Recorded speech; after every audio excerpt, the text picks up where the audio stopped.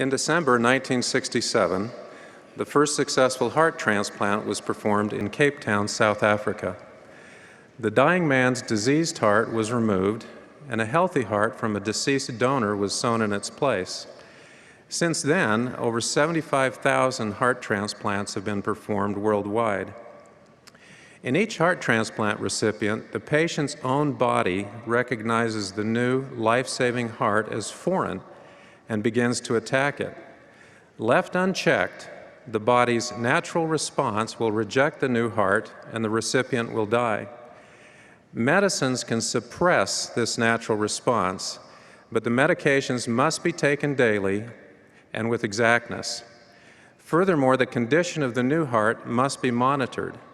Occasional heart biopsies are performed wherein small pieces of heart tissue are removed and then examined under a microscope. When signs of rejection are found, medications are adjusted. If the rejection process is detected early enough, death can be averted. Surprisingly, some patients become casual with their transplanted hearts. They skip their medicines here and there and obtain the needed follow-up less frequently than they should. They think that because they feel good, all is well.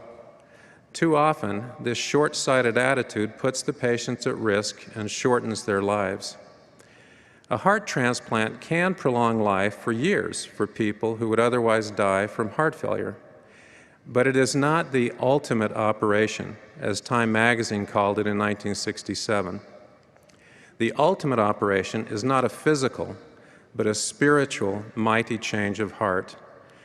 Through the atonement of Christ and by obedience to the laws and ordinances of the gospel, we undergo this ultimate operation, this spiritual change of heart. As a result of our transgressions, our spiritual hearts have become diseased and hardened, making us subject to spiritual death and separation from our Heavenly Father. The Lord explained the operation that we all need.